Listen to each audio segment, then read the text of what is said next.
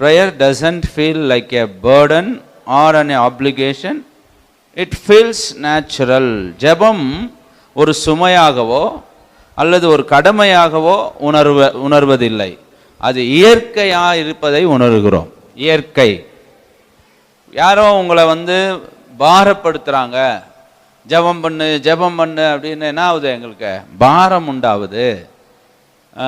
இப்போது 24 ஹவர்ஸில் எத்தனை பேர் பாரப்படுறீங்க? 2 விதமான பாரம் இருக்குது.